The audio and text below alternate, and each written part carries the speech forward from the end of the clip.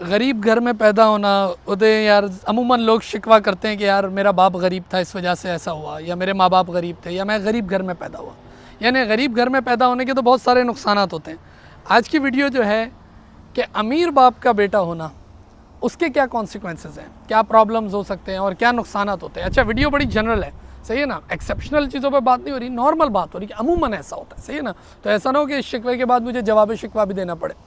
तो अमीर बाप का बेटा होना, उसके क्या प्रॉब्लम्स हैं। देखिए, सबसे पहला प्रॉब्लम क्या है कि एक्सपेरिमेंटेशन अलाउ नहीं होता, सही है ना। एक अमीर बाप के बेटे को, और अमूमन अमीर बाप वो जो बिज़नेस कर रहा होता है, अमूमन, वैसे कोई प्रोफेशनल्स भी हो सकते हैं, ज़ाहिर है रिच इन्वेस्टर्स भी हो सकते हैं, लेकिन नॉर्मली बिज़नेस कम्युनिटी, सही है ना, अमूमन उस बच्चे को एक्सपेरिमेंटेशन अलाउड नहीं होती। देखिए, मैं फिर कह रहा हूँ अमूमन, सही है ना, उसको कोई ट्रायल एरर करने की इजाज़त नहीं होती। बाप कहता है बेटा ये फैक्ट्री है, इसमें आके बैठ जाओ और चुपचाप बस काम करो, दैट्स इट।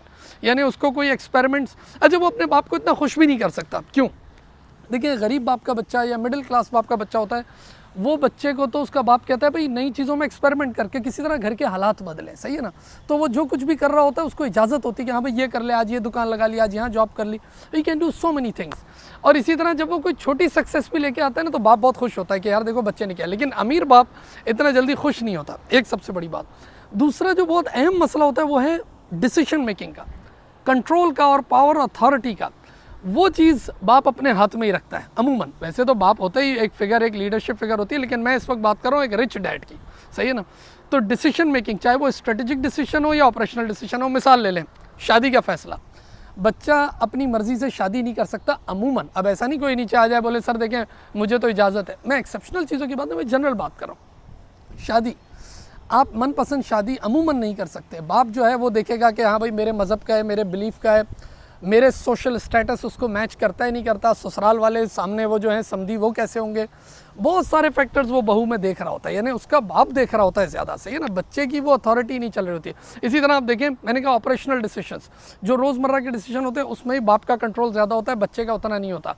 एक्सपेंसेस की ऐसे इजाज़त नहीं होती। अब वो ज़ाहिर है अमीर बाप का बच्चा, ज़ाहिर है उसके फ़ायदे तो बहुत सारे होते हैं, लेकिन इस तरीके से कि भाई कोई भी खर्चा कर रहे हो तो ज़रा पहले बताना, कंट्रोल अपने हाथ में होता है।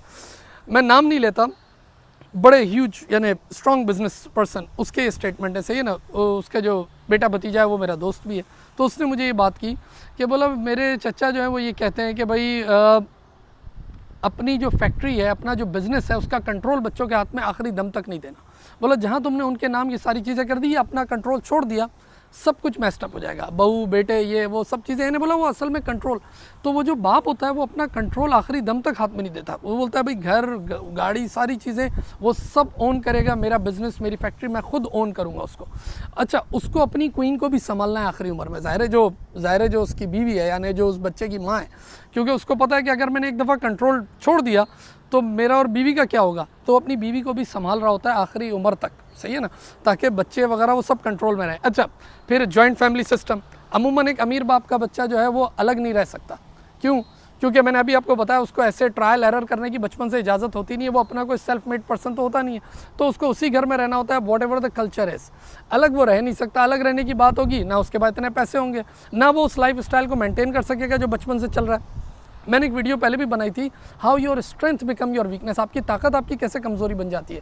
तो ऐसे बच्चे की अमूमन जो ताकत होती है, जो स्ट्रेंथ है, द रिसोर्सेज, द वेल्थ, वही चीज़ उसकी आगे कमज़ोरी बन चुकी होती है। उसको जिस तरह रहने की आदत होती है वो उस तरह चेंज नहीं कर सकता। अच्छा, यहाँ पर एक बड़ा लर्निंग पॉइंट है उन लड़कियों के लिए भी जो देखती है ना कि अरे अमीर बाप का लड़का है, इसको मैं अपना बॉयफ्रेंड बनाऊंगी और इससे मैं शादी करूंगी, तो उसको भी ये बात का बहुत ख्याल रखना चाहिए कि वो अमीर बाप का जो बच्चा है, तुम्हें ज़्यादा उस बच्चे को सर्व नहीं करना पड़ेगा जितना उसके बाप को करना पड़ेगा। मैंने अभी आपसे कहा authority, the need for power, और ये हर इंसान में होती है, किसी में बहुत कम होती है, किसी में ज़्यादा होती है। अमूमन वो बिजनेस पर्सन होता है, हर कोई इसको सर बोल रहा होता है, तो उसको घर में भी इजाज़त, वो इसी तरह के रहने की आदत होती है, एंड दैट इज़ फेयर, ये जस्टिफाइबल भी है। उसने इतनी मेहनत की है सारी चीज़ें। मैं कहा ना, अगर एक टीवी भी चल रहा हो तो उसका चैनल चेंज करने से पहले भी बैठे होते तो लोगों में होता है ना कि यार मुझसे पूछ के चैनल चेंज हो, या जब गाड़ी चल रही है, गाना चल रहा है कोई, तो बच्चे ने कहा यार मुझसे आपने पूछा था, पहले मुझसे पूछ तो लेते। तो लोगों में एक नीड फॉर पावर और नीड फॉर अथॉरिटी होती है, ये सिर्फ पॉलिटिशियंस में नहीं होती, ये एक आम इंसान में भी होती है। तो ये भी एक बड़ा मसला होता है। वो लड़कियाँ कहती हैं ना कि अमीर बाप के बच्चे शादी कर लेंगी, जब शादी करके वो जाती है तो उनको पता होता है कि उन्होंने बेटे से ज़्यादा वो फिर ससुर को सर्व करना होता है, कि असल में जो फिगर है, जो लीडरशिप, जो चेयरमैन है, वो शख्स है। तो ऐसे बहुत सारे इश्यूज़ हैं। देखिए, अब जहाँ लोग बहुत कहते हैं ना, लोग भाई बहुत नाशुक्री करते हैं कि यार हमारे माँ बाप ऐसे, और यार मैं लोअर मिडिल क्लास में पैदा हुआ या मैं मिडिल क्लास में, वो इसलिए सक्सेसफुल है क्योंकि अपर क्लास में, तो ये नाशुक्री है। देखिए दोनों के अपने अपने मसाइल हैं, इसके भी अपने मसाइल हैं, इसके पास वो उस लेवल की फ्रीडम नहीं होती जो इस बच्चे के पास होती है। अभी मैंने आपसे कहा कि उसको एक्सपेरिमेंट की और चीज़ें करने की इजाज़त होती है कि वो कर सकता है और उसका बाप जल्दी खुश होता है, इसको इतनी इजाज़त नहीं होती। तो ये ख्याल रहे। अच्छा, हमारा अगला टॉपिक ये होगा, अभी तो मैंने कहा ना प्रॉब्लम्स ऑफ रिच डैड, अब मैं एक टॉपिक बनाऊंगा प्रॉब्लम ऑफ रिच हस्बैंड, कि जब हस्बैंड अमीर हो तो फिर उसके क्या प्रॉब्लम्स होते हैं, क्योंकि लोग तो अमूमन यही बात करते हैं कि यार इसके फ़ायदे हैं, लेकिन इसके नुकसान क्या होते हैं। अपना बहुत सारा ख्याल रखें। You have a great day now, thank you.